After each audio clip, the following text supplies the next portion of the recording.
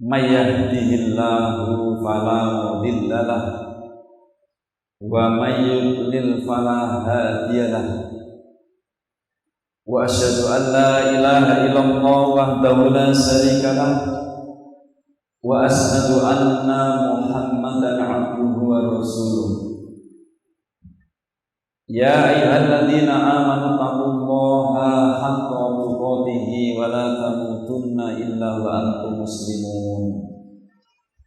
Allahumma alimna ma yanfa'una wanfa'na bima 'allamtana wa zidna ilma wa aslih lana sa'lana kullah wa la takilna ila anfusina tarfata 'ain.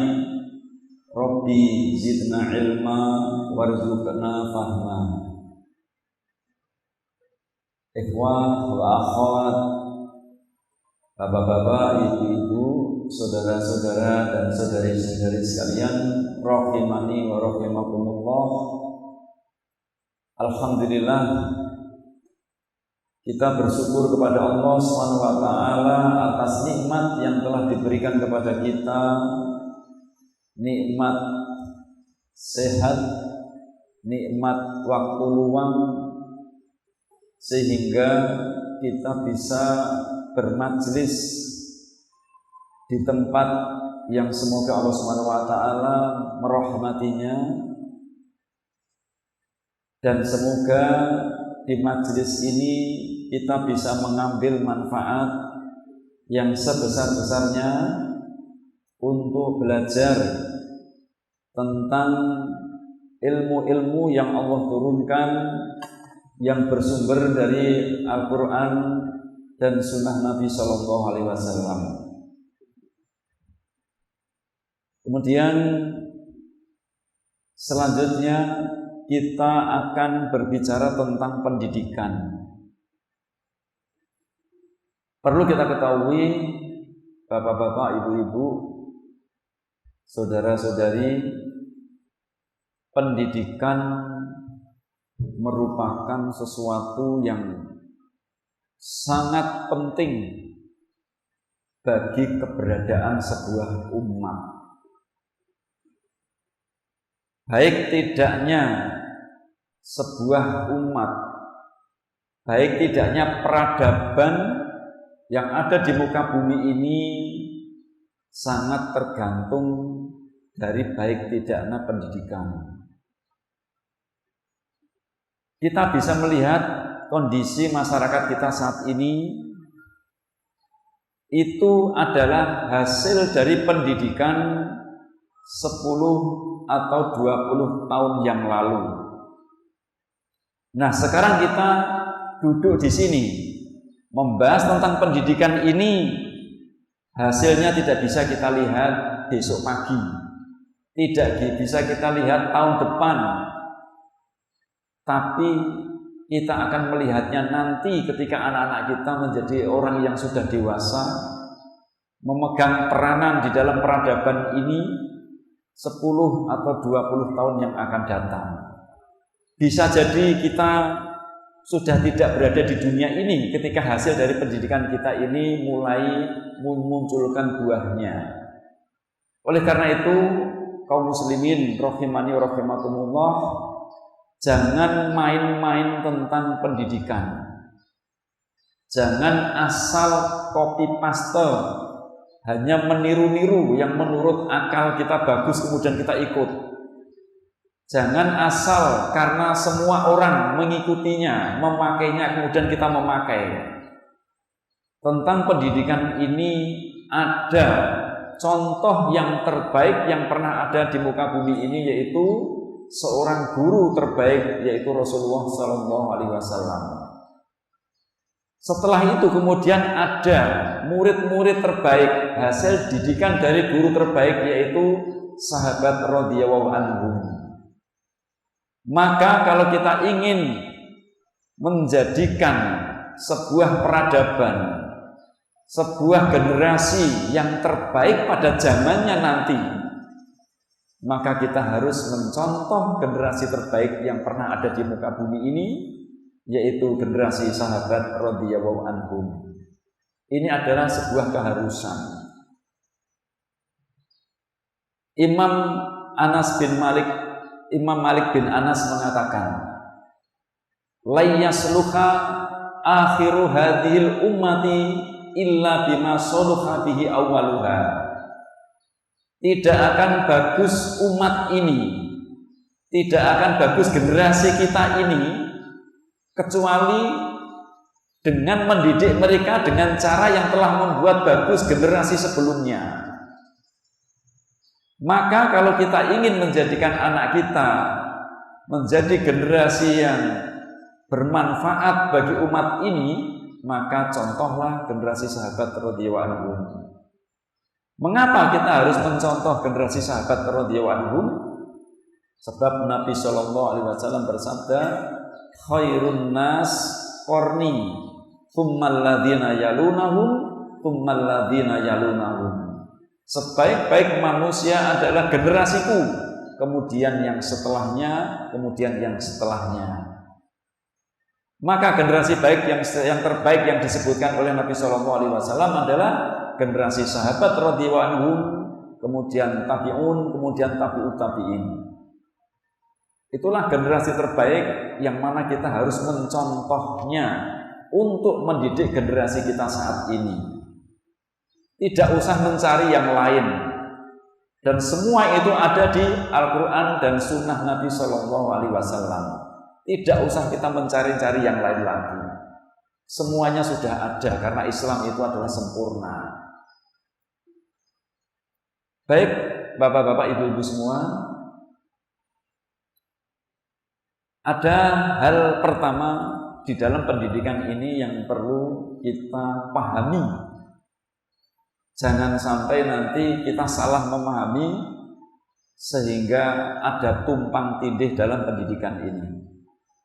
Hal pertama yang perlu kita kuatkan dalam pemahaman kita, dalam mendidik anak kita adalah siapakah penanggung jawab pendidikan.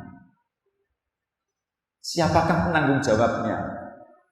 Kalau dalam pendidikan kita ini tidak jelas siapa penanggung jawabnya, maka yang terjadi saling lempar tanggung jawab, salah menyalahkan. Ini karena ini adalah pendidikan generasi yang kita akan harapkan anak kita seperti generasi sahabat radhiyallahu anhum. Semua tentang pendidikan ini kita kembalikan kepada Allah dan Rasul-Nya. Tentang tanggung jawab pendidikan ini Allah Subhanahu wa taala berfirman di surat At-Tahrim ayat yang ke-6. Ya ayyuhalladzina amanu qu anfusakum wa ahlikum naro wa quduhan nasu wal hijarah. Wahai orang-orang yang beriman, jagalah dirimu dan keluargamu dari api neraka yang bahan bakarnya adalah manusia dan batu. Di sini ada ayat yang berbunyi ku anfusakum wa ahlikum naro. Ayat ini ditafsirkan oleh sahabat Ali bin Abi Thalib radhiyallahu anhu. Beliau mengatakan addibuhum wa 'allimuhum.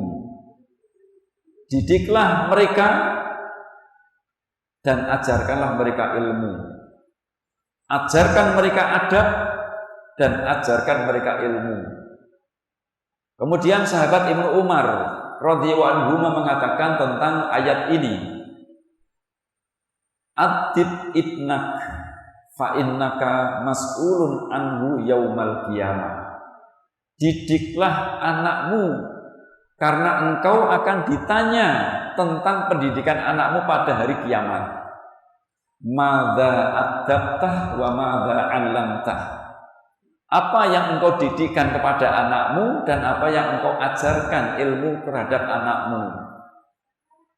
Ibnul Qayyim rahimahullah mengatakan, sebagian ulama mengatakan bahwa pertanyaan nanti di hari kiamat tentang pendidikan anak kita nanti di hadapan Allah Subhanahu wa taala pertanyaan tentang pendidikan anak itu lebih dahulu ditanyakan sebelum kita ditanya tentang bakti kita kepada kedua orang tua kita. Ini perkataan Ibnul Qayyim rahimahullah. Jadi betapa pentingnya pendidikan ini. Bahkan lebih dahulu ditanya tentang tanggung jawab pendidikan ini sebelum kita ditanya tentang bakti kita kepada kedua orang tua. Hadirin rahimani rahimakumullah, inilah pentingnya kita memegang amanah tanggung jawab pendidikan ini. Terus kemudian siapa yang dimaksud orang beriman di sini? Orang beriman diberi tanggung jawab pendidikan. Nabi SAW bersabda, kullukum ra'in wa kullukum mas'ulun an ra'iyati. Setiap dari kalian adalah pemimpin dan akan diminta pertanggungjawabannya tentang kepemimpinannya. Kemudian di hadis itu disebutkan warrajulu ra'in fi ahlihi wa huwa mas'ulun an ra'iyatihi.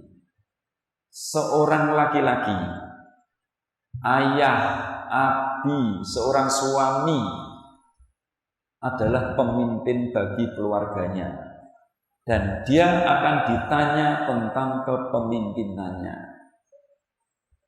Ini seorang ayah. Tanggung jawab ayah adalah terhadap semua anggota keluarga yang ada di rumahnya, baik itu istri, anaknya, pembantunya, atau kerabat yang berada di rumahnya, atau siapa saja yang berada di rumahnya. Terus tugas seorang ibu apa?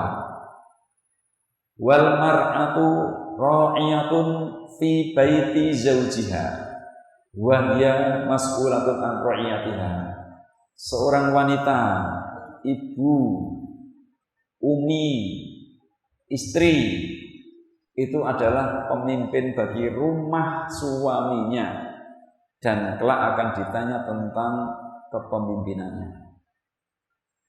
Dari ayat, kemudian perkataan sahabat dan hadis Nabi Shallallahu Alaihi Wasallam bisa kita katakan bahwa tanggung jawab pendidikan itu adalah pada masing-masing orang tua. Ini bukan berada di lembaga pendidikan, bukan di yayasan, bukan di sekolah, bukan di madrasah, bukan di guru mengaji, bukan pada kiainya, tetapi tanggung jawab ini adalah pada masing-masing orang tua, dan orang tualah yang kelak akan ditanya oleh Allah Subhanahu wa taala tentang pendidikan anaknya. Oleh karena itu, ketika kita menitipkan anak kita ke lembaga pendidikan, bukan berarti kita menitipkan tanggung jawab kita, tidak bisa. Tanggung jawab pendidikan tidak bisa diwakilkan kepada siapapun. Kita bisa menitipkan anak kita, tapi kita tidak bisa mewakilkan tanggung jawab kita kepada siapapun. Maka sejatinya sekolah itu hanya sebagai fasilitator orang tua di dalam mengemban amanah pendidikan. Jadi jangan sampai kita mendidik anak kita di sekolah itu seperti kita membawa pakaian untuk dicuci di laundry. Anak bermasalah dibawa ke pondok pesantren, kita bayar, tahu beres, anak pulang jadi soleh. Tidak bisa seperti itu. Karena tanggung jawab itu ada pada diri kita. Maka sejatinya kalau ada anak bermasalah di sekolah, di pondok pesantren, orang tua nggak bisa komplain. Karena apa? Karena penanggung jawabnya bukan lembaga itu, adalah orang tua itu sendiri. Seharusnya pondok atau sekolah itu komplain pada orang tua. Cari siapa penanggung jawabnya, panggil itu orang tuanya. Bagaimana ini bapak? Anak bapak bisa seperti ini. Bagaimana bapak mendidik anak bapak? Nggak bisa kemudian orang tua itu menyalahkan 100% kepada lembaga. Ini kalau kita kembali kepada nas, kepada dasar dari Al-Quran dan Sunnah tentang tanggung jawab pendidikan. Oleh karena itu, wahai para orang tua, para ayah, para ibu, mulailah sekarang bahwa tanggung jawab itu adalah merupakan tanggung jawab kita masing-masing sebagai orang tua. Bukan ustadznya yang nanti ditanya, bukan kiainya, bukan gurunya, tapi kita. Ingat ketika anak berdoa, Rabbirhamhuma kama rabbayani shaghira.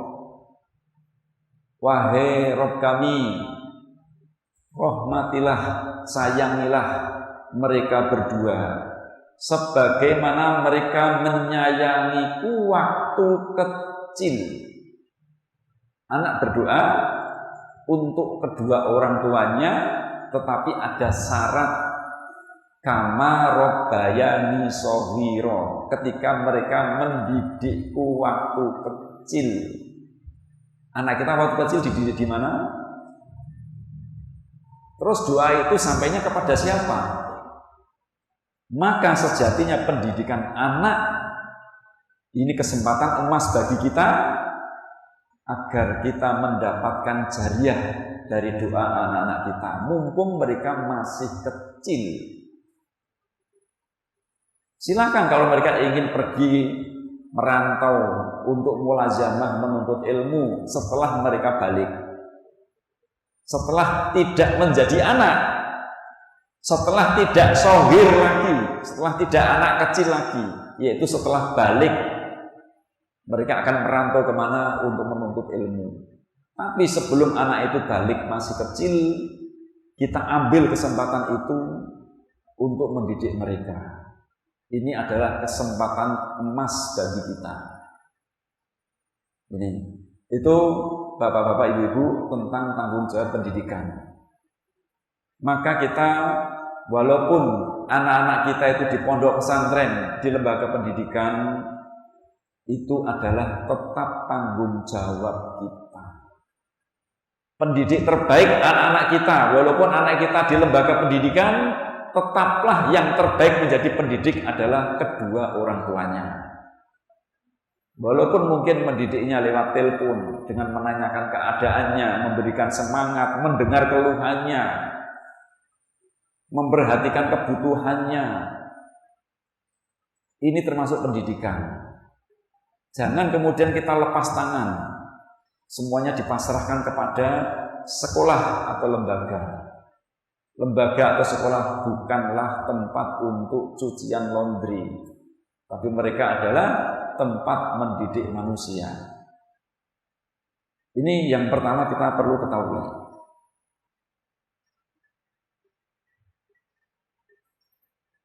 Berikutnya, setelah kita tahu siapa penanggung jawab, yang kedua, setelah kita mendidik anak kita, pertanyaan yang terpenting, anak kita mau dijadikan apa? Anak kita mau dijadikan apa? Ini.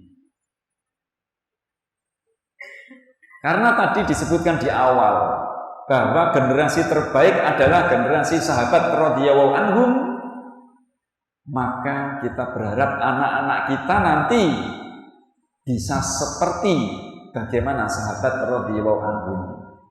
Karena Nabi memerintahkan kepada kita untuk mencontoh mereka. Nah, bagaimana kondisi sahabat radhiyallahu anhum? Itu tergambar di Al-Quran dan Sunnah Nabi SAW. Maka dalam kita merumuskan tujuan pendidikan kita kepada anak-anak, anak kita akan dijadikan apa?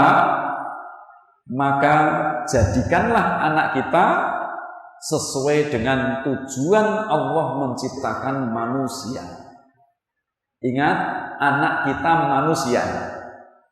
Maka mendidik manusia itu harus sesuai dengan tujuan penciptanya, yaitu Allah SWT. Untuk apa Allah menciptakan manusia? Itulah yang kita jadikan tujuan mendidik mereka. Sebab mereka akan menjadi manusia yang kelak akan berperan di muka bumi ini. Apabila tujuan pendidikan itu tidak selaras dengan tujuan Allah menciptakan manusia, maka yang kita lakukan itu aktivitas-aktivitas tanpa makna, sia-sia, mubadzir, walaupun yang kita lakukan itu sibuknya luar biasa. Dari pagi jam 5 sudah bangun, menyiapkan sarapan, pagi-pagi mengantar ke sekolah, pulangnya sore, sampai ke rumah masih ada madrasah, kemudian malamnya ada les, mengerjakan PR sampai jam 9 malam, tidur, pagi berangkat lagi, begitu seterusnya. Liburnya hanya hari Ahad. Namun apabila yang dilakukan itu tidak selaras dengan tujuan Allah menciptakan manusia, maka sesibuk apapun yang kita lakukan, seolah-olah kita itu berlari di atas treadmill, itu yang untuk olahraga lari itu. Kencang sekali sampai berkeringat, sampai berotot, tapi ternyata tidak bergeser sedikit pun dari posisi semula. Seperti hamster yang berlari di lingkaran hamster itu. Berlari kencang, tapi tidak sejatinya dia tidak bergerak sama sekali. Oleh karena itu penting sekali anak kita ingin kita jadikan apa, itu diselaraskan dengan tujuan Allah menciptakan manusia. Kalau tidak selaras, yang kita lakukan itu mubadzir. Semua ilmu yang diberikan kepada anak kita yang tidak selaras dengan tujuan Allah menciptakan manusia, maka ilmu yang dipelajari adalah mubadzir bagi anak kita. Mungkin kita sebagai orang tua merasakan selama kita sekolah belasan tahun, apakah semua yang kita pelajari saat itu sekarang dipakai? Yang tidak dipakai itulah ilmu yang seharusnya tidak kita pelajari, karena itu tidak kita butuhkan. Ini berapa ilmu yang kita pelajari selama sekolah ternyata sekarang mubadzir. Ini fakta. Nah, fakta, padahal waktu itu kita belajarnya luar biasa. Waktu itu kita hanya nurut apa yang dikatakan oleh sekolah, karena menganggap sekolahlah yang menjadi pokok dari sebuah pendidikan. Ternyata faktanya sekarang banyak sekali hal-hal yang sejatinya tidak kita butuhkan untuk dipelajari. Apakah itu akan kita berikan kepada anak kita juga? Tentu saja tidak. Jangan sampai terulang kepada anak-anak kita. Nah, kemudian apa tujuan Allah menciptakan manusia? Yang pertama, Allah Subhanahu wa taala berfirman, "Wa ma khalaqtul jinna wal insa illa liya'budun." Tidaklah aku ciptakan jin dan manusia kecuali untuk beribadah kepadaku. Nih, ibadah kepada Allah Subhanahu wa taala saja, mengesahkan, mentauhidkan, itu tujuan utama Allah menciptakan manusia. Maka apapun yang diajarkan kepada anak kita, yang dilatihkan kepada anak kita, selama itu tidak ada kaitannya dengan ibadah, maka itu sia-sia. Apa tujuan yang lain Allah menciptakan manusia? Yaitu Allah Subhanahu wa taala berfirman, "Walladzi ja'alakum khalaifa fil ardh." Dialah Allah yang menjadikan kalian itu khalifah-khalifah di muka bumi ini. Khalifah. Di samping Allah memerintahkan semua hambanya untuk beribadah kepadanya, Allah menjadikan kita di muka bumi ini sebagai khalifah. Apa makna khalifah di sini, di muka bumi ini bagi kita? Allah Subhanahu wa taala berfirman, "Walladzi ansha'akum minal ardi wasta'marakum fiha." Dialah Allah yang menjadikan kalian, yang menciptakan kalian dari tanah atau bumi dan menjadikan kalian sebagai pemakmurnya. Jadi khalifah di sini maknanya kita diberi amanah oleh Allah Subhanahu wa taala sebagai pemakmur bumi. Contoh apa sebagai pemakmur bumi? Kita mungkin berperan sebagai seorang petani, kita mungkin berperan sebagai seorang pedagang seperti sahabat Abdurrahman bin Auf. Mungkin kita berperan sebagai ahli bahasa seperti Zaid bin Thabit. Mungkin kita berperan sebagai seorang panglima seperti Khalid bin Walid. Mungkin kita berperan sebagai ahli ilmu agama seperti Ibnu Abbas. Mungkin kita berperan sebagai ahli hadis seperti Abu Hurairah. Namun jadi apapun sebagai khalifah di muka bumi ini harus selalu taat beribadah kepada Allah Subhanahu wa taala. Ini ada dua tujuan Allah menciptakan manusia. Yang pertama untuk ibadah, yang kedua sebagai pemakmur bumi. Dan dua-duanya harus ada pada diri kita dan anak-anak kita nanti. Maka apapun yang kita berikan kepada anak kita dalam pendidikan ini, haruslah tujuannya untuk menjadikan anak kita itu taat beribadah kepada Allah Subhanahu wa taala dan dia menjadi pemakmur bumi sesuai dengan peran mereka masing-masing. Ini nas yang menjadi dasar kita merumuskan tujuan pendidikan untuk anak-anak kita. Maka terkait dengan ibadah kepada Allah ini berhubungan dengan iman, terkait dengan khalifah di muka bumi ini terkait dengan kinerja, iman dan kinerja. Keimanan ini Nabi SAW bersabda, akmalul mu'minina imanan ahsanuhum khuluqa.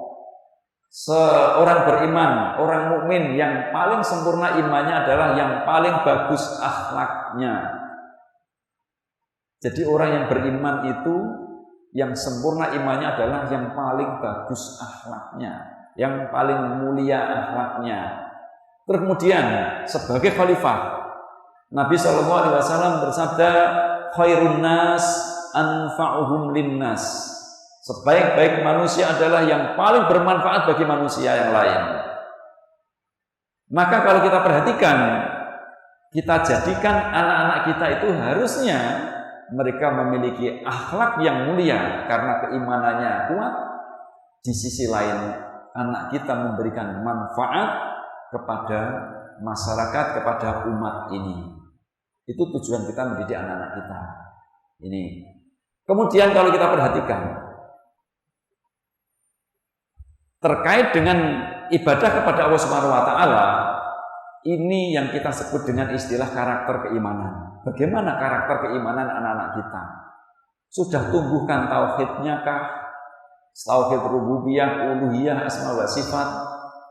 Sudahkah mereka menjadi orang yang rajin sholat, puasa, zakat? Sudahkah mereka itu orang yang memiliki sopan santun terhadap orang lain, dermawan, bersabar, pandai bersyukur? Kemudian di sisi lain, tujuan Allah menciptakan manusia sebagai khalifah ini terkait dengan karakter bakat. Terkait dengan karakter bakat. Ini. Antara karakter iman dan karakter bakat ini, semua anak-anak kita harus memiliki dan harus tumbuh keimanannya, harus tanpa kecuali. Sedangkan karakter bakat ini masing-masing anak kita berbeda-beda. Jadi dengan dua tujuan ini untuk ibadah kepada Allah tanpa kecuali, kita sama ratakan kepada anak kita semua. Tetapi kita mendidik anak kita untuk menjadi pemakmur bumi ini, mereka memiliki peran yang berbeda-beda, unik mereka itu, spesial mereka itu. Maka kadangkala orang tua ada yang jengkel kepada anaknya karena menganggap orang tua itu lebih tahu dari anaknya untuk menjadikan anaknya profesi tertentu. Sudahlah, kamu menjadi ustadz saja. Itu baik sekali menjadi ustadz. Ternyata anaknya ingin menjadi seorang dokter atau menjadi seorang pedagang. Kadang-kadang orang tua jengkel, ini orang tua lebih tahu, ustadz lebih mulia daripada pedagang.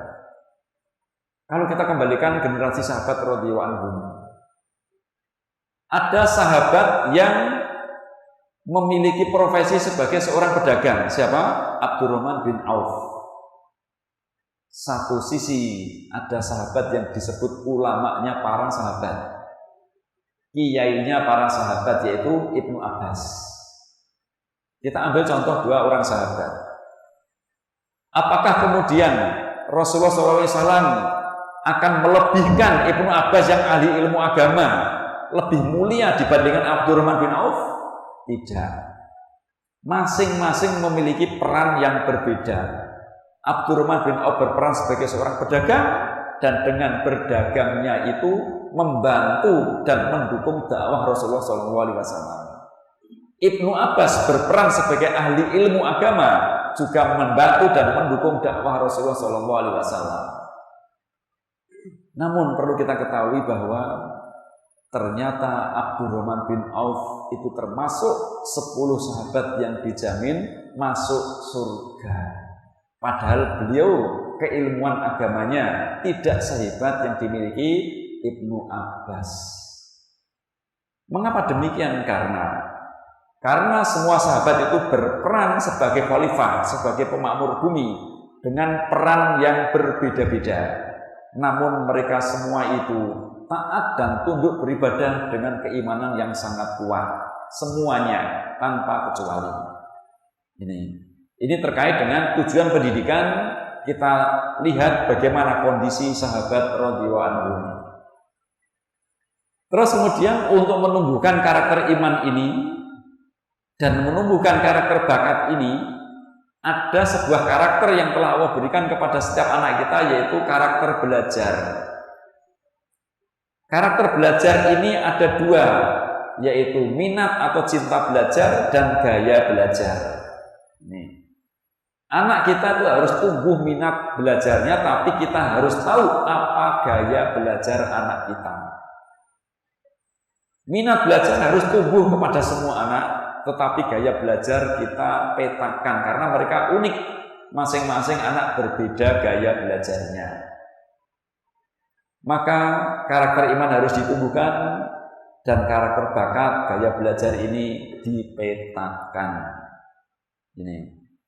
Ini tentang tujuan pendidikan. Akhirnya bisa kita katakan bahwa ini salah satu contoh redaksi saja, bahwa tujuan pendidikan adalah terbentuknya generasi yang bermanfaat bagi peradaban dengan sebaik-baik akhlak.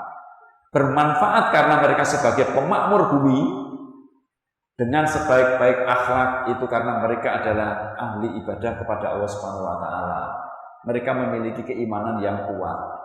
Sehingga harapannya kelak anak-anak kita menjadi generasi terbaik pada zamannya, yang mana kita mencontoh generasi terbaik masa lalu, yaitu generasi sahabat radhiyallahu anhum. Ini tujuan pendidikan. Setelah kita tahu tujuan pendidikan, lalu apa prioritas pendidikan kita? Prioritas, semua ada prioritas. Tidak asal kita berikan tanpa adanya urutan. Dalam sebuah hadis dari Jundub bin Abdillah, dia mengatakan, kunna ghilmanan khazawirah ma'a Rasulillah sallallahu alaihi wasallam. Ketika kami masih remaja, masih muda, khazawirah itu adalah sebelum balik, mendekati balik, kami bersama Rasulullah SAW. Fata'allamanal iman qoblal Quran. Nabi mengajarkan kepada kami iman terlebih dahulu sebelum Al-Quran. Iman dulu sebelum Al-Quran. Tsumma ta'allamanal Quran fazdadna bihi imanan. Kemudian setelah itu kami baru belajar Quran, dan dengan belajar Quran itu menambah iman kami. Wa innakum al-yauma ta'allamuna al-Quran qoblal iman. Akan tetapi kalian hari ini belajar Quran dulu sebelum iman. Nih. Perlu kita ketahui apa makna iman yang kita berikan pertama kepada anak kita, termasuk kita sebagai orang tua. Pelajaran yang pertama diberikan itu apa? Iman. Iman adalah keyakinan dalam hati, diucapkan dengan lisan, dan amalkan dengan anggota badan. Maka pendidikan iman itu dimulai dari hati. Maka pendidikan iman itu sejatinya adalah pendidikan hati. Dan terkait dengan ini adalah pendidikan adab. Ibnu Mubarak mengatakan, ta'allamunal adab falasina aman wa ta'allamunal ilma isrin. Kami belajar adab itu 30 tahun, sedangkan kami belajar ilmu itu 20 tahun. Padahal pendidikan iman itu bukan sekedar menghafal, bukan sekedar memahami, tetapi pendidikan iman itu dimulai dari meyakini. Maka kalau kita mendidik anak-anak kita, hal pertama yang kita didikkan adalah akidah. Biar dia meyakini bahwa Allah ada, Allah itu maha besar, Allah itu tempat untuk beribadah. Tapi dimulai dengan keyakinan dalam hati. Mendidik hati itu tidak bisa dengan logika. Mendidik hati tidak bisa dengan akal atau fisik atau paksaan atau hukuman. Tetapi mendidik hati hanya bisa dilakukan dengan hati juga. Dengan empati, dengan perhatian, dengan kasih sayang, dengan melindungi mereka, dengan mendengarkan keluhan mereka. Inilah pendidikan keimanan. Inilah pendidikan adab bagi mereka. Di sini di hadis ini disebutkan, akan tetapi kalian hari ini belajar Quran dulu, ya, sebelum belajar iman. Maka bapak-bapak, ibu-ibu, jangan tergesa-gesa.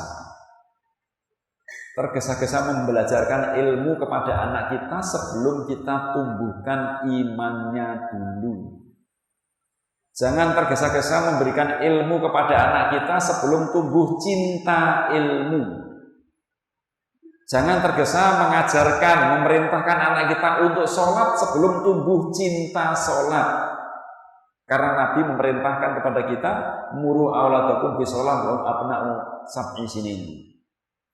Perintahkan anakmu sholat ketika mereka umur 7 tahun.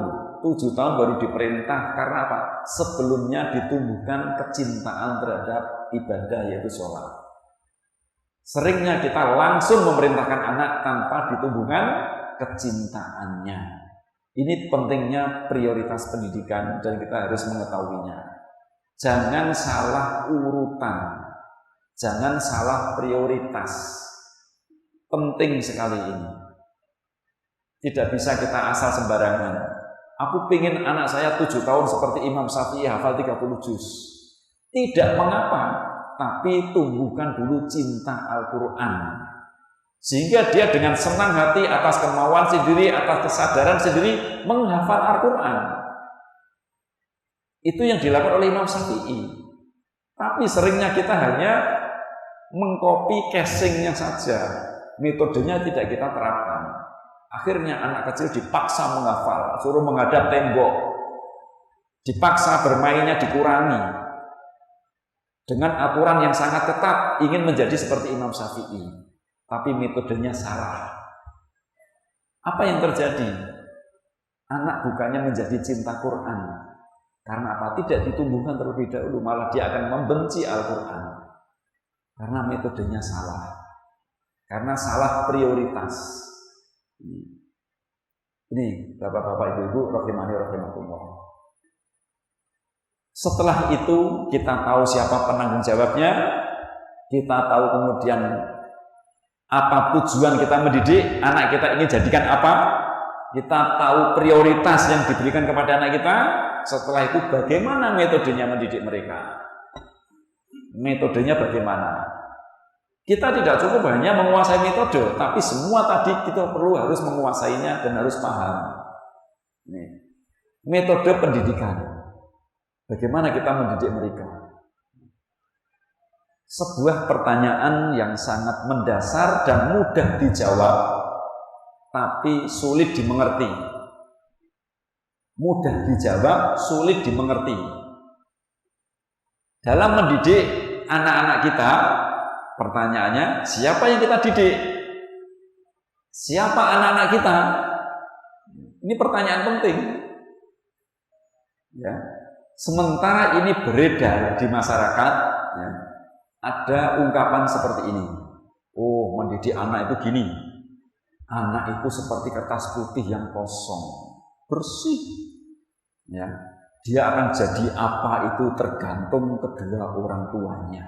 Ada hadisnya. Ini ada hadisnya. Ini. Pertanyaan lagi yang kedua. Benarkah ini? Tentu saja semua kita kembalikan kepada Al-Quran dan Sunnah Nabi Sallallahu Alaihi Wasallam. Karena kita mendidik anak-anak kita untuk tujuan sebagaimana maksud Allah menciptakan manusia. Kita kembalikan kepada penciptanya semua. Sudah ada petunjuknya yaitu Al-Quran dan hadis-hadis Nabi Sallallahu Alaihi Wasallam. Kita lihat sekarang teori pendidikan yang sering kita pelajari di lembaga-lembaga keguruan.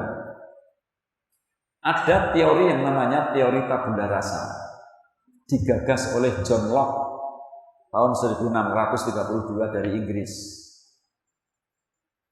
Dia mengatakan anak lahir seperti kertas putih yang kosong. Tabula rasa itu meja lilin polos putih, sehingga seperti kertas putih yang kosong. Anak dibentuk sekehendak pendidiknya. Anak dibentuk sekehendak pendidiknya. Sekilas teori John Locke ini sama seperti ungkapan tadi. Dan yang sering kita dengar adalah seperti itu. Oh, berarti John Locke itu hanya meniru pendapat dari berarti John Locke itu benar. Karena dipakai dalam banyak lembaga pendidikan di tempat kita. Termasuk juga lembaga pendidikan Islam pun banyak yang berpendapat seperti ini. Bahwa anak seperti kertas putih yang kosong. Kemudian teori yang berikutnya, teori ini berlawanan dengan teori John Locke. Teori nativisme mengatakan anak itu bukan kertas putih kosong, tapi anak itu memiliki bawaan sejak lahir dan berkembang sendiri. Pembawaan itu ada yang baik, ada yang buruk.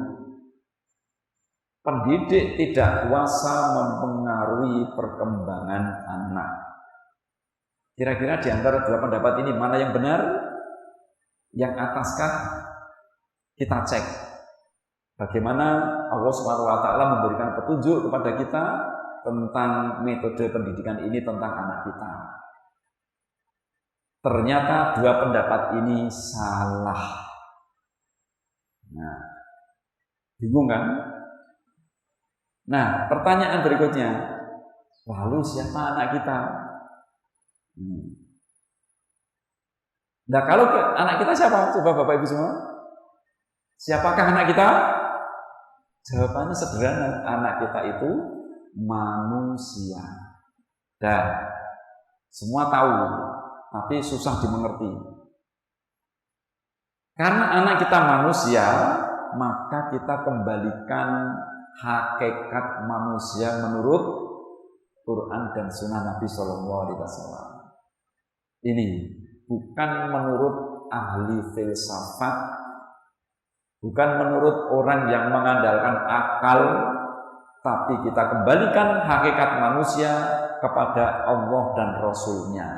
Kembalikan kepada penciptanya yang lebih tahu dari kita. Ini. Bagaimana hakikat manusia menurut Islam? Allah Subhanahu wa taala berfirman di dalam surat Ar-Rum ayat yang ke-30. Fa'akim wajhaka lid-dini hanifa fitratallah allati fataran nasa 'alaiha la tabdila li khalqillah. Dzalika bidul qayyim walakinna aktsarun nasi la ya'lamun. Maka hadapkanlah wajahmu dengan lurus kepada agama Allah. Tetaplah atas fitrah Allah yang telah menciptakan manusia menurut fitrah itu. Tidak ada perubahan pada fitrah Allah. Itulah agama yang lurus, tetapi kebanyakan manusia tidak mengetahuinya. Ini perlu penafsiran. bahwa kita sudah tahu dari ayat ini manusia diciptakan Allah atas fitrah. Ini atas fitrah. Menafsirkan ayat itu harus dengan metode yang benar, tidak asal pakai akal. Menafsirkan ayat bisa dengan melihat ayat yang lain, bisa dengan melihat hadis-hadis Nabi Shallallahu Alaihi Wasallam, bisa dengan melihat perkataan-perkataan sahabat. Coba kita perhatikan di sini hadis Nabi Shallallahu Alaihi Wasallam. Beliau bersabda, kullu mauludin yuladu alal fitrah. Setiap anak lahir itu dalam keadaan fitrah. Berarti ini menjelaskan ayat Al-Quran yang di atasnya. Penjelasannya apa tentang fitrah ini? Redaksi berikutnya. Fa'abawahu yuhawwidanihi au yunassironihi au yumajjisanihi. Kedua orang tuanya lah yang menjadikan anak itu Yahudi, Nasrani atau Majusi. Itu penjelasannya, penjelasan dari makna fitrah. Nah, terus maksudnya apa? Maksudnya begini, setiap anak lahir itu fitrah. Fitrah. Nah, ternyata anaknya condong atau menjadi Yahudi. Kedua orang tuanya disalahkan, harus tanggung jawab. Ternyata anaknya condong kepada Nasrani, kedua orang tuanya yang bertanggung jawab, disalahkan. Kedua anaknya menjadi condong kepada Majusi, yang disalahkan, yang bertanggung jawab kedua orang tuanya. Di sini tidak ada disebutkan kalau anaknya menjadi Islam. Ya. Maksudnya apa? Karena anak lahir itu fitrah maknanya adalah condong kepada Islam. Inilah hakikat manusia. Bahwa anak kita lahir memiliki isi di dalam dirinya yaitu kecondongan kepada Islam. Ini yang dikatakan oleh Imam Nawawi di dalam syarahnya tentang hadis Muslim, tentang hadis ini, bahwa anak lahir memiliki kecondongan kepada Islam. Condong. Maka bisa kita katakan bahwa anak lahir itu fitrah maknanya adalah sudah memiliki bekal yang Allah berikan berupa karakter-karakter kebaikan yang dibawa sejak lahir. Ini condong kepada Islam. Pada hakikatnya anak lahir itu sudah mencintai Allah, bertauhid. Maka sejatinya setiap anak itu menyukai ibadah. Nah, ternyata kok anak itu disuruh sholat gak mau. Bukan salah anaknya, bukan salah bunda mengandung. Fa'abawahu, kedua orang tuanya yang disalahkan. Karena mereka lahir sudah condong kepada kebaikan. Ada anak lahir itu sejatinya adalah pembelajar yang tangguh. Tapi ternyata ada anak malas belajar.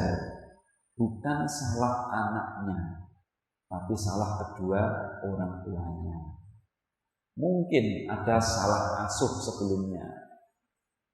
Pada dasarnya setiap anak itu memiliki potensi yang masing-masing anak berbeda-beda. Nah, kalau ada anak lulus SMA itu ditanya mau jadi apa masih bingung. Bukan karena salah anaknya. Dulu orang tuanya tidak mengarahkan, tidak menumbuhkannya dengan baik potensi yang dia miliki.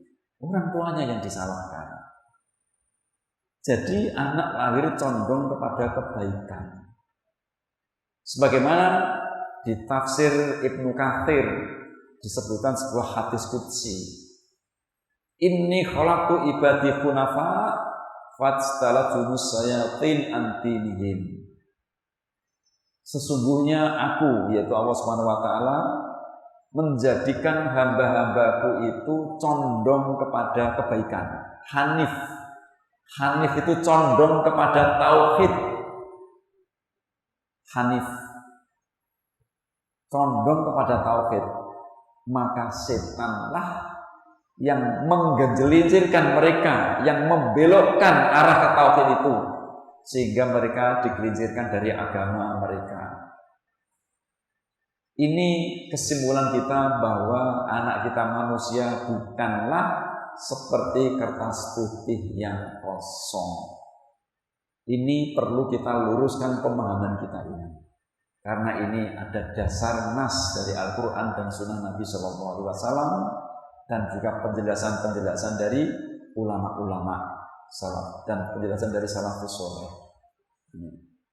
Jadi kita mendidik anak itu tidak seperti melukis di kanvas yang putih polos. Kalau kita melukis itu segendak hati kita bisa kita bentuk. Segendak hati kita bisa kita warnai warna apa. Dan hasilnya segera bisa kita lihat. Mendidik anak tidak seperti ini. Tidak bisa diprogram dari awal seperti memprogram komputer. Menginstal aplikasi di HP, tidak seperti itu yang segera dilihat hasilnya. Tetapi mendidik anak itu seperti menumbuhkan benih unggul yang harapannya menjadi pohon yang besar. Karena anak kita yang lahir fitrah itu yang condong kepada tauhid, condong kepada Islam, condong kepada kebaikan, ibarat benih yang super unggul. Tugas kita adalah menumbuhkan benih yang unggul itu menjadi pohon yang besar, yang rindang, yang buahnya lebat, sehingga memberikan manfaat makhluk-makhluk yang ada di sekitarnya. Ini hakikat atau analogi sebuah pendidikan. Maka sejatinya pendidik itu mirip seperti petani. Pendidik bukan mirip seperti pelukis atau produsen barang, tapi pendidik mirip seperti petani. Maka kalau kita ingin menumbuhkan benih tadi itu perlu dijaga, disiram, dipupuk, dirawat. Tidak bisa dibentuk segendak hati kita. Kalau kita menanam jagung, jangan berharap nanti munculnya kedelai. Kalau kita menanam mangga, jangan paksa-paksa mangga itu untuk menjadi durian. Ada keunikan dan diperlakukan sesuai perkembangannya. Kalau pohon itu masih kecil, janganlah tergesa-gesa. Aku ingin pohon ini 1 bulan ke depan berbuah durian. Karena tergesa-gesa akhirnya masih kecil dikasih pupuk buah. Bukan menjadi pohon itu berbuah, tapi pohon itu akan menjadi mati. Demikian juga dalam mendidik anak-anak kita itu ada fase-fasenya. Ini. Dan lagi menanam pohon itu hasilnya tidak bisa segera dilihat. Kalau kita menanam pohon mangga bisa jadi sampai 3 tahun, 4 tahun, 5 tahun. Kita menanam pohon kelapa bisa sampai 5 tahun lebih baru tampak buahnya. Nah, kalau kita mendidik anak kita, kapan kita akan lihat buahnya? Yaitu ketika mereka menginjak usia balik, ketika mereka sudah dibebani beban syariat sebagai mukallaf. Itulah sejatinya panen kita. Ketika mereka balik, sudah bukan anak-anak lagi. Tetapi kalau anak kita tuh balik, belum tampak buahnya, belum indah akhlaknya, sholatnya masih susah, masih disuruh-suruh, berarti proses penanaman benih ini tidak tepat. Bisa jadi kita salah prioritas, ya, bisa jadi kita salah memberikan materi pelajaran kepada anak kita, walaupun itu pelajaran agama. Contoh yang sederhana, kita ingin anak kita menjadi ahli bahasa Arab. Umur 5 tahun masih di PAUD, diajarkan ilmu nahwu shorof. Nahwu shorof penting bagi kita, tetapi belum dibutuhkan untuk anak kita yang masih kecil. ada skala prioritas. Ini pentingnya kita mempelajari tentang fase-fase perkembangan anak. Ini tentang kondisi anak kita. Jadi intinya sebenarnya pendidikan itu adalah bukan penjejalan berbagai pengetahuan berikan anak kita, tetapi intinya adalah penumbuhan. Kita tumbuhkan keimanan yang ada pada diri anak kita, kemudian kita tumbuhkan sifat belajar pada anak-anak kita tumbuhkan potensi yang sudah ada pada diri anak kita. Karena anak kita bukan seperti kertas putih yang kosong. Kalau kita beranggapan anak seperti kertas putih yang kosong, yang terjadi apa? Penjejalan. Maka sering terjadi kalau penjejalan itu anak kadang protes. Ini bukan diri saya. Saya nggak butuh, saya nggak suka. Kenapa ayah memaksa saya? Kenapa ibu menyuruh-nyuruh saya? Karena apa? Penjejalan itu tadi. Harusnya adalah penumbuhan fitrah yang ada pada diri anak tersebut. Maka kalau kita melihat bahwa anak kita lahir itu fitrah, memiliki karakter-karakter kebaikan yang sudah ada pada diri mereka, dan selama mereka menjadi anak tidak memiliki dosa sedikit pun, selama mereka menjadi anak sampai dia balik. Nabi bersabda, Rufi'al qalamu an thalathah, pena catatan amal perbuatan manusia itu diangkat, belum mulai ditulis. Ada 3 orang. Salah satunya yaitu wa anis sobi hatta yahtalim. Pena catatan amal itu diangkat pada seorang anak sampai dia tuh balik. Maka anak sebelum balik itu tidak memiliki dosa. Ini pendapat Ibnu Qayyim, penjelasan tentang hadis tadi. Allah saja tidak mencatat dosa anak karena mereka masih fitrah, masih anak-anak, masih taraf belajar. Mengapa kita sering menyebut anak kita itu nakal? Anak, saya bicara anak, batasannya adalah sebelum balik. Setelah balik bukan anak lagi. Kenapa sering kita menyebut anak kita nakal? Perlu diketahui bapak-bapak, ibu-ibu, sejatinya kenakalan anak itu sebenarnya adalah potensi mereka yang belum tampak buahnya. Potensi mereka yang belum tampak buahnya. Atau kenakalan anak itu sebenarnya karena apa? Jeritan hati. Akibat banyak ditekan, tidak dihargai oleh orang tuanya. Adanya luka psikis, luka batin, sehingga dia berontak, muncullah kenakalan. 2 kemungkinan anak nakal itu. Tapi sejatinya setiap anak itu memiliki potensi kehebatan. Kita perhatikan contoh. Kadangkala kita sering menemui seorang anak atau anak kita itu sering membantah. Kalau disuruh banyak alasan,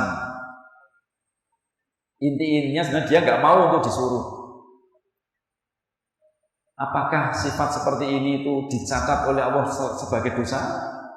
Tidak, karena dia masih anak-anak. Mengapa kita menyebut anak yang sering membantah dan banyak alasan ini nakal? Kalau kita perhatikan dan kita berpikir positif, kita husnudzon kepada Allah bahwa anak kita diciptakan Allah dalam keadaan memiliki fitrah, maka kita jangan berpikir negatif. Kalau begini berarti besok anak saya akan menjadi preman. Jangan.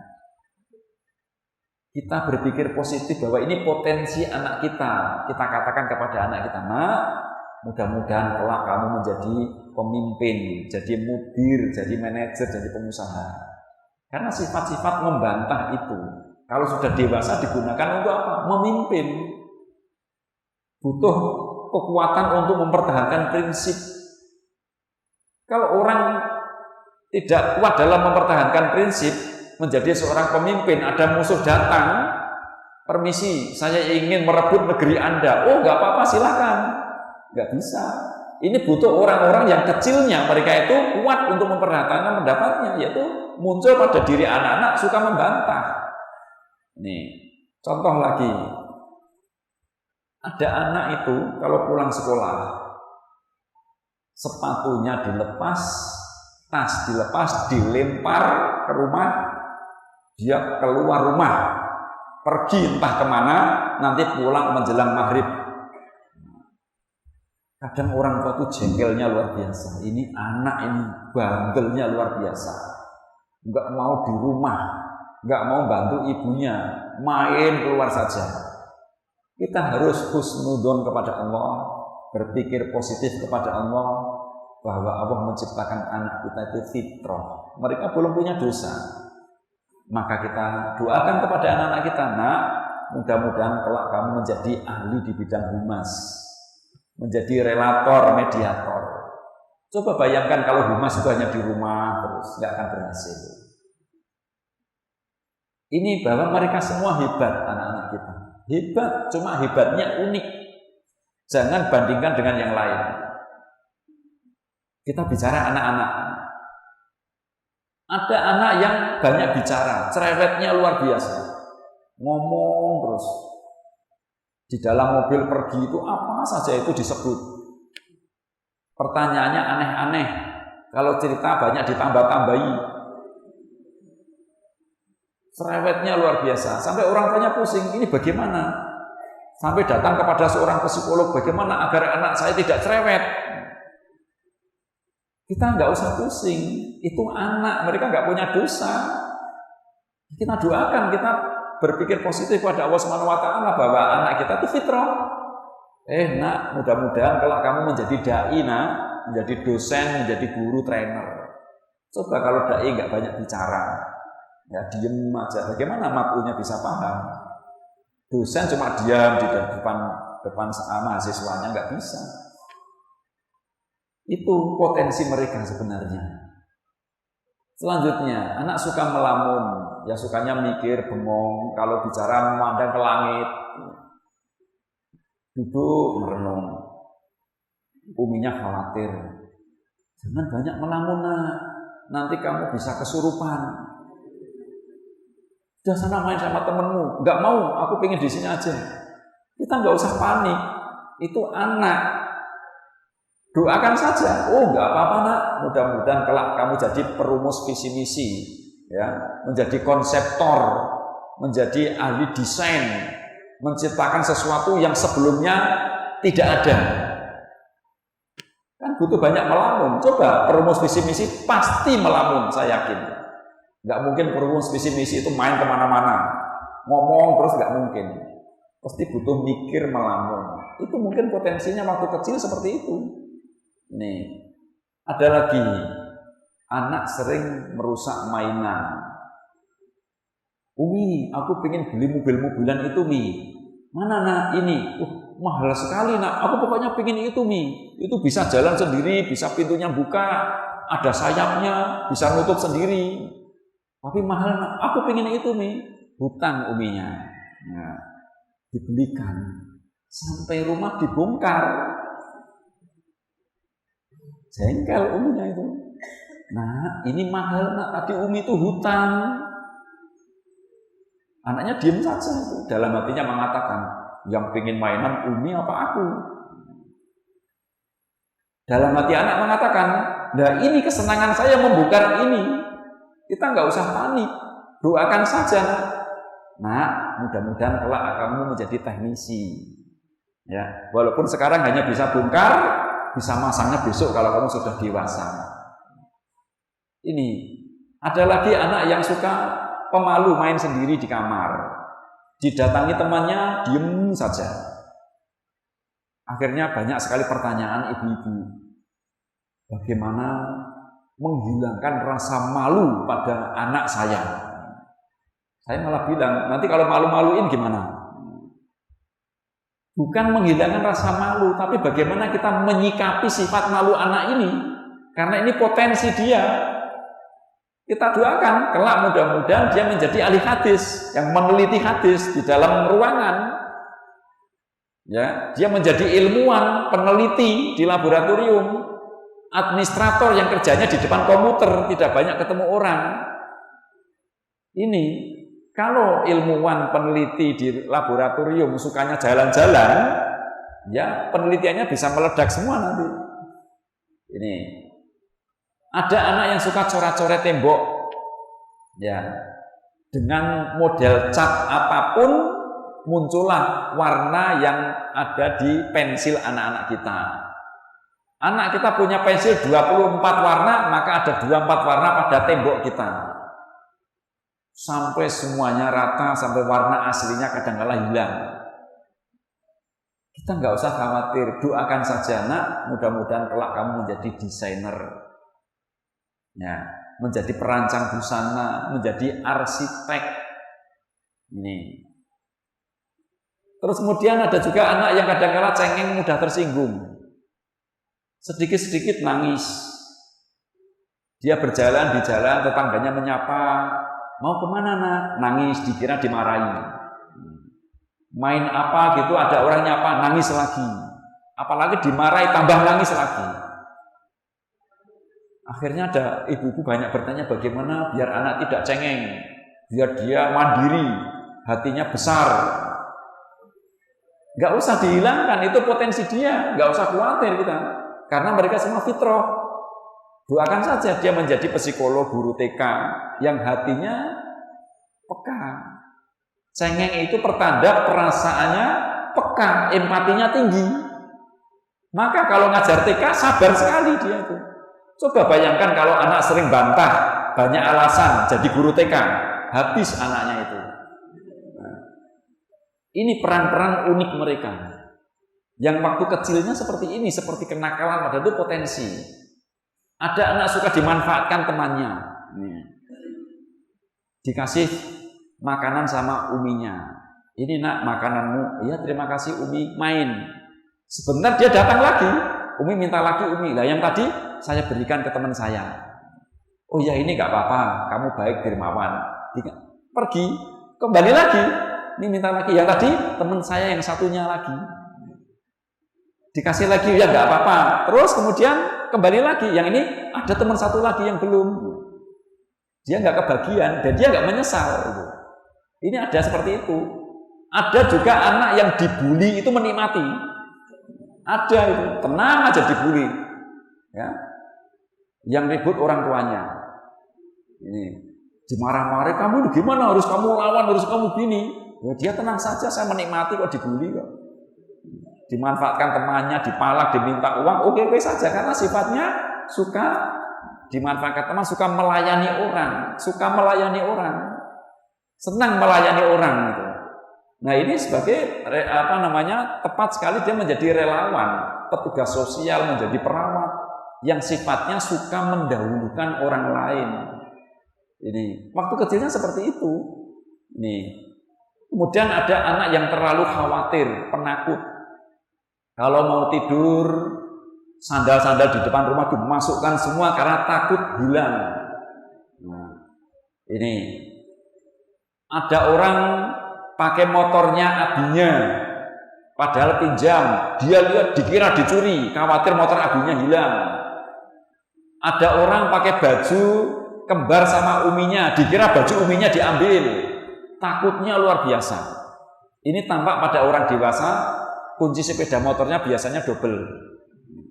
Ini. Kira-kira peran seperti ini cocok untuk apa ini kalau anak kita dewasa kelak? Dia sangat cocok sebagai perancang sistem keamanan. Aman banget ini, security.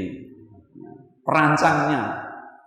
Nah, ini contoh 10 dan masih banyak lagi contoh kenakalan tanda kutip yang sebenarnya itu adalah potensi mereka. Oleh karena itu kalau kita belajar tentang pendidikan ini yang berbasis fitrah, pendidikan karakter nabawiyah ini, kita mengajar, mendidik anak itu tenang sekali, rasanya bahagia sekali. Salah satu indikator bahwa kita mengajar itu sudah pada tracknya, sudah pada jalurnya, kita mengajar itu dengan bahagia. Bahagia sekali, rileks, optimis. Itu pertanda bahwa yang kita ajarkan pada anak kita pada tracknya. Tapi kita masih gundah, gelisah, masih pemarah, galau, depresi, stres. Ini salah satu tanda bahwa yang kita didikkan kepada anak kita belum pada jalurnya. Melihat anak coret-coret stres, melihat anak suka membantah stres. Ini. Nah, oleh karena itu kita memang perlu mengetahui tentang sifat-sifat karakter anak ini. Nah, sekarang apa karakter anak itu?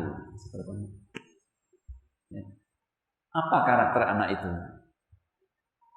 Yang kira-kira kita tumbuhkan tadi pada anak itu apa saja? Apa saja? Yang pertama, yaitu karakter iman. Allah Subhanahu wa taala berfirman di surat Al-A'raf ayat 172, wa id akhadha rabbuka min bani adama min duhurihim dzurriyyatahum wa ashhatuhum ala anfusihim alastu birabbikum qalu bala syahidna. Ketika Rabb kalian mengeluarkan anak-anak Adam dari sulbi mereka dan Allah mengambil kesaksian dari jiwa mereka seraya berfirman, alastu birabbikum, bukankah aku ini Rabb kalian? Qalu bala syahidna. Mereka mengatakan, benar engkau Rabb kami menjadi saksi. Jadi sebelum anak menjadi janin masih berada di sulbi, diambil dari sulbi ayahnya, sudah diambil persaksian. Mereka mengatakan syahidna, kami telah bersaksi, kami telah bersahadat. Maka setiap anak lahir kondisinya sudah Islam, sudah bersahadat, sudah beriman. Ini nas yang menunjukkan bahwa setiap anak lahir itu memiliki keimanan. Mereka cinta ibadah secara asal. Karena mereka sebelum jadi janin sudah bersaksi bahwa Allah adalah Rabb-nya. Karakter yang kedua yang perlu kita tumbuhkan pada anak kita, karakter belajar. Karakter belajar ini dasarnya adalah dari rasa ingin tahu. Hubbul istitla. Rasa ingin tahu. Rasa ingin tahu itulah yang mewujudkan adanya belajar. Dengan karakter belajar ini kita bisa mengatakan bahwa setiap anak kita lahir kondisinya adalah sebagai pembelajar yang tangguh. Jadi anak kita memiliki bawaan dari lahir pembelajar yang tangguh. Secara dalil kauniyah, fakta yang kita lihat, anak kita lahir itu bisanya apa? Menangis dan hanya terlentang. Mau makan, lapar juga nangis, mau pipis juga menangis, badannya sakit juga menangis, dan dia hanya bisa terlentang. Ketika setelah lahir, kita perhatikan 2 tahun kemudian, ternyata anak kita sudah bisa berlari, ternyata anak kita sudah bisa berbicara. Apakah selama 2 tahun itu kita mendatangkan ahli bahasa untuk mengajari anak kita bicara? Tidak. Apakah kita sengaja mengajari anak kita bicara? Tidak. Ini nak duduk, kamu mumpung masih kecil, masih 1,5 tahun, duduk sini, Umi ajari bicara. Hafalkan apa yang Umi katakan. Tidak. Apakah kemudian selama 2 tahun itu kita datangkan ahli berjalan, ahli pelatih berjalan? Tidak. Mengapa demikian? Karena mereka semua belajar dengan sendirinya. Dari terlentang mereka berusaha sekuat tenaga untuk miring. Dari bisa miring nggak bisa kembali, nangis karena kelelahan. Akhirnya dia bisa tengkurap, dari tengkurap belajar merangkak. Dari merangkak dia belajar keras untuk bisa berjalan. Tidak ada anak putus asa mengatakan, Sudahlah, aku merangkak seumur hidup karena susah untuk latihan berjalan. Sering jatuh sampai kepala benjol, sampai sakit semua badan ini. Tidak ada anak menyerah. Ini menunjukkan bahwa semua anak kita itu pembelajar tangguh. Tetapi kok ternyata ada anak malas belajar. Siapa yang salah? Fa'abawahu, kedua orang tuanya akan dimintai pertanggungjawaban kelak. Ini dalil kauniyah. Kemudian apa? Nas-nas yang ada di Al-Quran. Di Al-Quran sering disebutkan ayat-ayat yang didahului dengan kata yas'alunaka. Bertanya, mereka bertanya. Yas'alunaka anil ahillah. Mereka bertanya tentang bulan sabit, tentang bulan. Ya yas'alunaka anil jibal. Mereka bertanya tentang gunung. Yas'alunaka anir ruh. Mereka bertanya tentang ruh. Dan masih banyak ayat-ayat yang menunjukkan bertanya. Sifat bertanya ini, pertanyaan-pertanyaan ini menunjukkan fitrah. Dan itulah sebenarnya karakter belajar yang dimiliki oleh setiap orang. Yang ketiga adalah karakter bakat. Sebagian kaum muslimin mengatakan bakat urusan dunia tidak penting. Yang penting adalah ilmu dunia. Betul jawaban itu. Lebih penting ilmu dunia daripada ilmu bakat. Karena ilmu dunia prioritas utama untuk menumbuhkan keimanan. Sebagai hamba yang ibadah, taat beribadah kepada Allah Subhanahu wa taala. Tetapi bakat digunakan untuk peran menjadi khalifah. Ternyata kalau hanya kita menjadi ahli ibadah saja, maka kita akan menjadi orang soleh tetapi kurang bermanfaat. Kalau kita hanya mementingkan bakat saja, kita prioritas utamanya bakat saja, akan menjadi orang yang kreatif, orang yang produktif, tetapi merusak karena tidak ada keimanan pada dirinya. Maka dua-duanya diperlukan sehingga anak kita menjadi hamba yang sempurna, yaitu mengemban amanah Allah untuk beribadah dan menjadi khalifah. Tentang bakat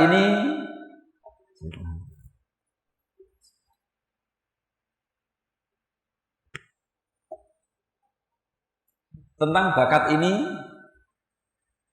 Allah Subhanahu wa taala berfirman di surat Al-Isra ayat 84.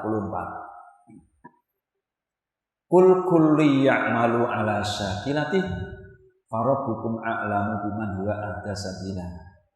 Katakanlah wahai Muhammad bahwa setiap orang akan berbuat sesuai pembawaannya, syakilah. Dan Rabb kalian lebih mengetahui siapa yang paling benar jalannya. Syakilah ini dalam tafsir Al-Quran banyak sekali pendapat. Ada yang mengatakan syakilah itu keahliannya. Ada yang mengatakan syakilah itu tabiat bawaan. Ada yang mengatakan syakilah itu jibilah, yang disebut dengan istilah karakter pembawaannya. Dari semua tafsir-tafsir itu bisa dikatakan sebenarnya kalau kita kembalikan hakikat bakat, maka sebenarnya syakilah itu adalah bakat pembawaan. Jadi setiap orang itu akan bekerja menjadi pemakmur bumi ini, berkinerja, berkarya sesuai syakilahnya. Maka anak-anak kita dengan syakilah ini mereka adalah unik, berbeda dengan yang lain, dan anak kita adalah very special and limited edition.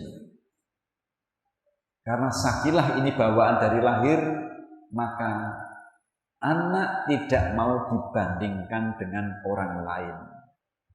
Contoh sederhana. Kita contoh memiliki 2 anak. Kakaknya itu tipe orang yang rajin belajar di rumah, nggak suka keluyuran, ya betah sekali duduk lama belajar di rumah. Adiknya memiliki tipe yang suka keluar rumah, pulang sekolah main keluar, pulang-pulang nanti makan, pergi lagi, terus pulang-pulang nanti tidur. Uminya mengatakan kepada adiknya, adik itu lo lihat kakak. Contoh kakak itu tenang di rumah, tidak seperti adik, sukanya main ke sana kemari. Kakak suka belajar di rumah. Kira-kira apa jawaban anak itu?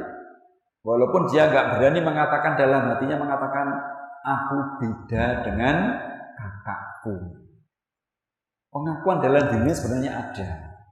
Maka kalau kita menemukan anak kita yang nggak mau dibandingkan, itu sebenarnya mereka menunjukkan bahwa aku adalah spesial, aku beda dengan mereka. Ini harus kita pahami. Maka terkait dengan bakat ini kita tidak bisa menyamaratakan kepada semua anak, tidak bisa. Dan kita harus tahu tentang potensi unik anak kita, bakat anak kita itu apa. Karena bakat anak kita inilah yang akan dia gunakan sebagai pemakmur bumi untuk memberikan manfaat sebesar-besarnya bagi umat ini. Terus selanjutnya karakter perkembangan. Bahwa Allah SWT menciptakan manusia itu Allah tumbuhkan. Yang tadinya dari nutfah, air mani, tumbuhkan menjadi alaqah, segumpal darah. Akhirnya menjadi mudghah, segumpal daging. Kemudian umur 4 bulan ditiupkan ruh, kemudian diberikan pendengaran, diberikan penglihatan, kemudian diberikan fuad atau hati nurani. Akhirnya setelah itu lahir, Allah lah yang mengeluarkan. Setelah lahir kemudian menjadi kuat, itu Allah yang menumbuhkan. Ini nas yang menunjukkan bahwa anak memiliki fase perkembangan. Masih banyak ayat-ayat dan dalil-dalil yang lain menunjukkan tentang fase perkembangan ini. Yang di dalam konsep pendidikan karakter nabawiyah ini berdasar kitab Tuhfatul Maulud di Ahkamil Maulud karya Ibnu Qayyim, yaitu ada fase 0 sampai 2 tahun, ada fase 2 sampai 7 tahun, ada fase 7 sampai 10 tahun, dan ada fase 10 tahun sampai balik. Masing-masing fase ini memiliki keunikan. Metode pendidikan yang berbeda-beda, materi yang berbeda-beda. Tidak bisa pendidikan anak 10 tahun diberikan kepada anak 5 tahun, tidak bisa. Semua sesuai fase-fase perkembangannya. Nah, dari fase itu ada masa-masa emas tumbuhnya karakter pada anak. Ada masa emas. Nah, masa emas inilah yang kita manfaatkan untuk menumbuhkan karakternya. Kalau kita perhatikan, anak akan tumbuh seumur hidupnya. Ada usia lahir sampai 2 tahun. Ini disebut dengan marhalah radha'ah, fase penyusuan. Ada fase 2 tahun sampai 7 tahun. Ini disebut dengan fase hadonah, yaitu fase pengasuhan. Fase 7 sampai 10 tahun ini adalah fase tamyiz, yaitu fase di mana nalar anak mulai tumbuh. Kemudian 10 sampai balik ada fase disebut fase murahaqah, yaitu fase menjelang balik. Setelah balik bukan anak lagi tapi disebut pemuda. Pemuda itu adalah awal dewasa. Ini. Kapan fase masa emas ini? Yaitu karakter iman, masa emasnya adalah 0 sampai 7 tahun. Sebelum 7 tahun anak diperintah sholat, kesempatan kita untuk menumbuhkan karakter iman, keyakinan, kecintaan kepada sholat, mahabbatullah, kecintaan kepada Allah. Ini penguatan karakter iman. 7 sampai 10 tahun itu fase emas untuk penumbuhan karakter belajar. 10 sampai balik itu masa emas karakter bakat. Dan setelah balik itu bukan anak lagi tapi menjadi dewasa atau mukallaf. Itulah panen kita ketika mereka balik. Ini ada time bound, batas waktu dalam pendidikan anak ini.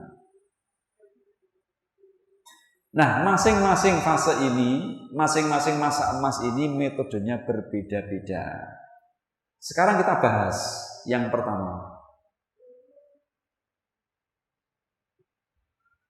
Anak berkembang seumur hidupnya. Tapi ada fase emas-emasnya. Fase emas yang pertama adalah ketika anak usia 0 sampai 7 tahun, itu adalah fase emas penumbuhan karakter iman. 0 sampai 7 tahun prioritas utama pertama adalah iman. 0 sampai 7 tahun iman, belum ke ilmu. Anak belum diperintah sholat, berarti masa ini adalah pendidikan hati.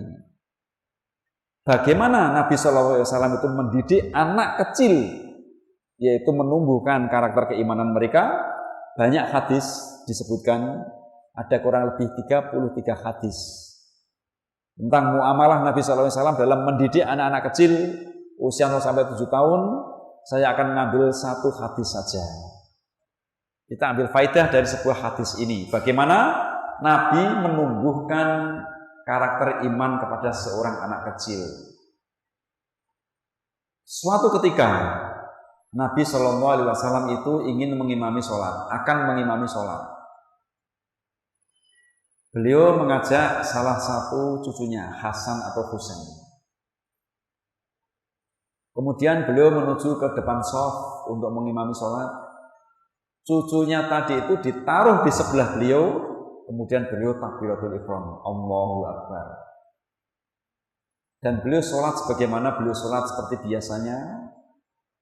Ketika beliau sujud, sujudnya itu lama sekali. Lama sekali. Karena lamanya salah seorang sahabat yang bernama Shaddad itu mengangkat kepala. Yang lain masih sujud itu. Beliau sendiri mengangkat kepala. Ketika dia mengangkat kepala, dilihatnya cucu Nabi tadi itu main kuda-kudaan di punggung beliau. Main kuda-kudaan. Kemudian sahabat tadi sujud kembali. Setelah selesai sholat, sahabat penasaran. Pada bertanya, "Hai Rasulullah, mengapa tadi Rasulullah sujudnya kok lama banget? Apa terjadi sesuatu? Mungkin Nabi sakit atau gimana? Atau Nabi sedang menerima wahyu?" Apa jawab Nabi SAW? Kullu dzalika lam yakun. Semua itu enggak terjadi, enggak ada apa-apa. Walakin nabni irtahalani. Hanya saja tadi cucuku itu naiki punggung saya. Main kuda-kudaan di punggung saya. Fakarihtu an ajilahu. Aku tidak ingin memburu-buru dia. Aku tidak menurunkan dia. Hatta yaqdiya hajatahu, sampai dia itu puas bermain dan dia menunaikan hajatnya turun sendiri, baru aku bangkit dari sujud. Pertanyaan, apakah Nabi tidak mendidik? Jawabnya, itulah cara mendidik Nabi terhadap anak kecil. Pertanyaan lagi, apakah Nabi tidak mendidik adab? Itulah cara mendidik Nabi mendidik adab terhadap anak kecil. Pertanyaan lagi, Apakah Nabi tidak mengajarkan anak itu sholat? Itulah cara Nabi mengajarkan sholat kepada anak kecil. Itulah pendidikan yang dicontohkan oleh Nabi Shallallahu Alaihi Wasallam. Apa faedah dari sebuah hadis ini? Faedah yang kita bisa ambil yaitu Nabi Shallallahu Alaihi Wasallam menuntaskan egosentris anak tersebut. Anak tersebut egosentrisnya kuat gak? Apa itu egosentris? Egosentris itu adalah rasa pada diri anak yang menganggap dirinya itu paling penting dari semua orang. Bahkan menganggap dirinya paling penting dari seluruh alam semesta. Bagi anak itu, sholat itu gak penting, yang penting aku bermain. Bagi anak itu, sahabat yang sedang kamu gak penting, yang penting aku sedang bermain. Itulah egosentris, dan itu dituntaskan oleh Nabi sampai betul-betul tuntas. Dia selesai bermain, Nabi bangkit dari sujud. Ini apa? Kalau kita ambil faedah, anak kecil dituntaskan egosentrisnya, itu ternyata anak kecil yang tuntas egosentrisnya, kepercayaan dirinya akan tumbuh. Dan itu akan digunakan oleh anak ketika mereka dewasa, kepercayaan diri itu untuk mempertahankan akidah. Jadi sebenarnya penuntasan egosentris ini intinya adalah pendidikan akidah. Walaupun tidak diajarkan anak tentang akidah. Karena apa? Ini pendidikan hati. Iman dimulai dari hati. Ini. Kemudian menuntaskan egosentris ini adalah untuk membahagiakan anak. Anak biar bahagia. Karena bahagianya anak kecil ini akan menumbuhkan persepsi atau imaji positif pada diri anak. Anak ini akan mengatakan, wow, luar biasa. Ternyata sholat itu asik sekali. Dalam pikiran, dalam hati anak mengatakan, luar biasa sholat ini. Aku mencintai sholat. Dalam diri anak akan mengatakan, wow, ternyata Nabi itu, Masya Allah, semua yang aku inginkan diturutinya. Aku mencintai Nabi. Masya Allah, betapa sabarnya para sahabat radhiyallahu anhum menunggu saya bermain. Aku cinta kepada para sahabat. Siapa yang menyuruh sholat? Allah Subhanahu wa Ta'ala. Aku mencintai zat yang menyuruh manusia untuk sholat. Allah Subhanahu wa Ta'ala. Pendidikan tauhid, pendidikan akidah. Ini hati, dimulai dari hati semuanya. Dan di dalam riwayat disebutkan bahwa cucu Nabi tadi itu setelah dewasa ditakdirkan oleh Allah Subhanahu wa Ta'ala mendapatkan label sajjad, yaitu orang yang sujudnya lama, mencintai sujud. Imaji positif itu akan terbawa sampai dia dewasa. Ini. Kita lihat kondisi anak secara psikologis usia 0 sampai 7 tahun. Kalau kita banyak bicara tentang ilmu neurologi, tentang otak, usia 0 sampai 7 tahun itu pikiran bawah sadar anak terbuka lebar sekali. Puncak imaji anak itu usia ini. Sampai-sampai perkara-perkara yang tidak masuk akal, anak yakin itu nyata. Kita bercerita tentang sesuatu yang gak masuk akal pada anak kita, anak percaya. Sampai-sampai ketika mereka melihat di televisi atau di gambar tentang Superman yang superhero, padahal itu khayal, tapi bagi anak nyata. Buktinya apa? Ketika anak kecil dibelikan baju Superman, akan dia pakai dan dia dengan bangganya untuk pura-pura terbang seperti Superman. Karena Superman bagi anak adalah nyata. Itulah pikiran bawah sadar. Nah, kesempatan ini masa emas untuk apa? Kita menceritakan kepada anak kita tentang perkara-perkara gaib. Kita ceritakan kepada mereka yang tidak masuk akal bagi orang yang mengandalkan akal.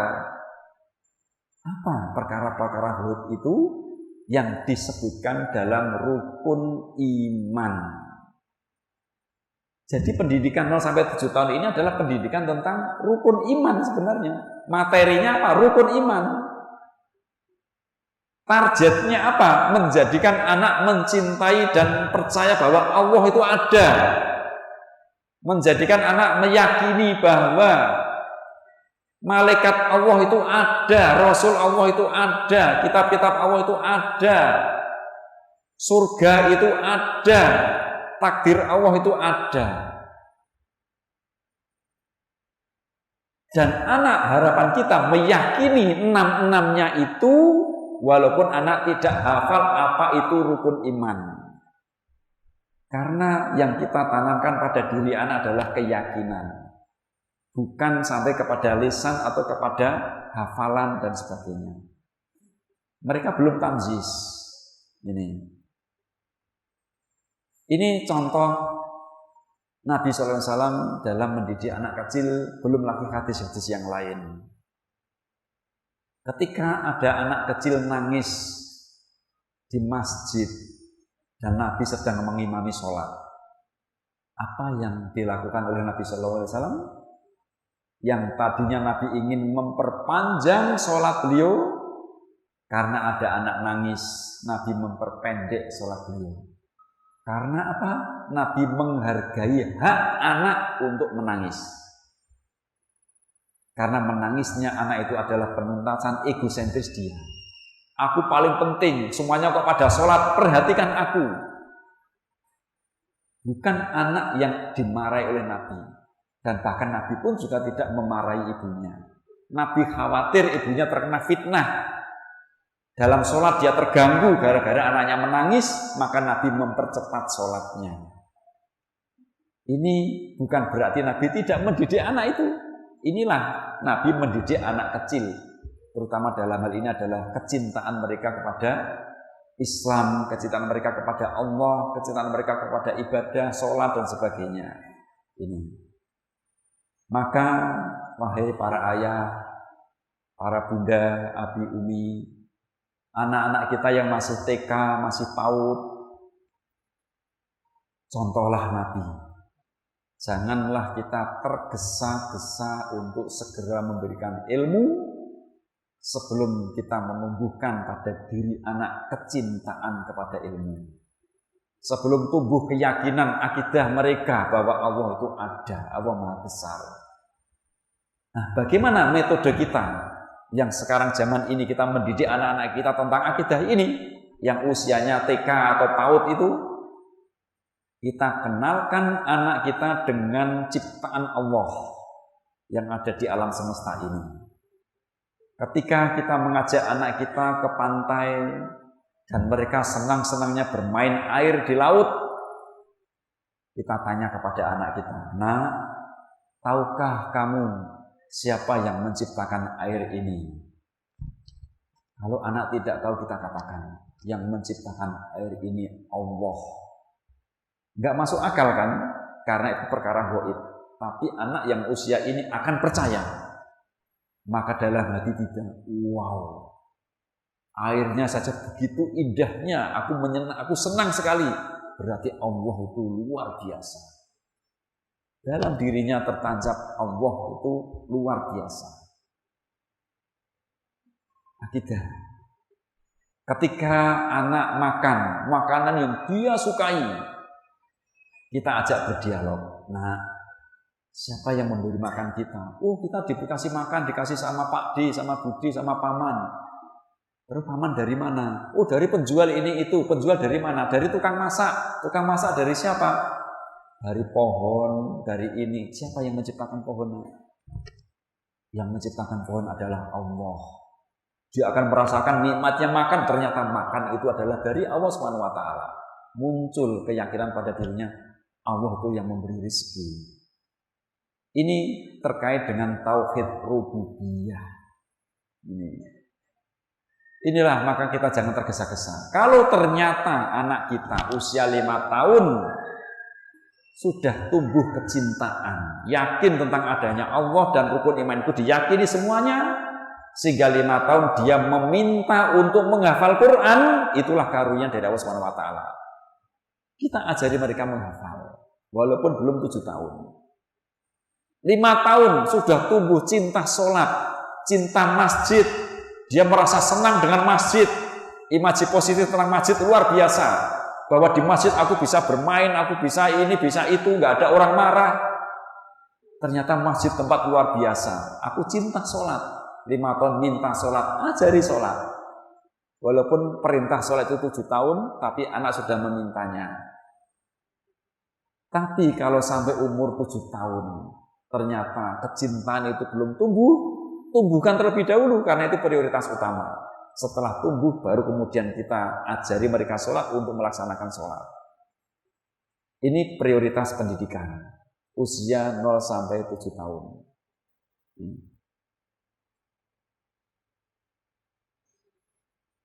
Nah, pada usia ini diharapkan itu akan tumbuh mahabbah. Ini terkait dengan rukun ibadah. Kita ingin anak kita menjadi ahli ibadah kelak, maka kita tanamkan rukun-rukun ibadah itu pada diri anak kita. Ada 3 rukun ibadah: mahabbah, roja, dan khauf. Masa ini adalah masa penumbuhan mahabbah, kecintaan. Masa-masa ini adalah penumbuhan tauhid rububiyah, karena banyak mengenal alam semesta. Masa ini adalah pendidikan hati, karena anak belum tamyiz. Tamyiz itu terkait dengan pertumbuhannya nalar atau otak kiri. Masa ini adalah masa penumbuhan syukur. Ini adalah salah satu tanda bahagia, syukur, sabar, dan istighfar. Masa ini adalah masa penumbuhan afektif, rasa atau attitude. Inilah prioritas usia ini. Dan diharapkan pada masa ini sampai 7 tahun itu anak kita adalah anak yang cinta kepada Allah dan beriman kepadanya seumur hidupnya. Mengapa? Karena sudah tertanam pada pikiran bawah sadarnya. Melekat pada pikiran bawah sadarnya. Dan akan terbawa seumur hidupnya. Ini. Terkait dengan ini, egosentris. Kalau egosentris itu tidak tuntas, itu ternyata di dalam survei atau riset-riset psikologi itu terbawa sampai dewasa. Selama sekolah tidak tuntas, selama dia remaja tidak tuntas, ternyata sampai dewasa tidak tuntas. Maka sifat egosentris yang tidak tuntas ini menjadi inner child. Inner child itu adalah sifat kekanak-kanakan yang ada pada diri orang tua. Ya, maka ada orang tua yang memiliki inner child. Inner child itu dia sudah dewasa, umurnya sudah 35, 40, tapi ternyata sifat kanak-kanaknya masih ada. Mudah tersinggung, kurang toleransi, mudah marah, menang-menang sendiri. Itu kan egosentris kan itu. Itu pertanda bahwa masa kecil kurang bahagia. Karena masa kecil itu harus dibahagiakan anak itu. Ini efek bahwa ternyata kegagalan pendidikan 0 sampai 7 tahun ini terbawa sampai dewasa. Maka kita yang sudah terlanjur dewasa masih ada inner child, bukan berarti kita seperti anak-anak lagi egosentris ditumpahkan, coret-coret tembok, suka bantah, bukan. Kita lakukan tazkiyatun nafas, penyucian jiwa kita, mohon kepada Allah untuk dibersihkan racun-racun psikologis, penyakit-penyakit hati yang ada pada diri kita. Ini berikutnya. Baik, ini sampai umur 7 tahun ya. Ini kita break sebentar selama 15 menit ya. Tafadhol, saya serahkan kepada Ustaz untuk menyampaikan.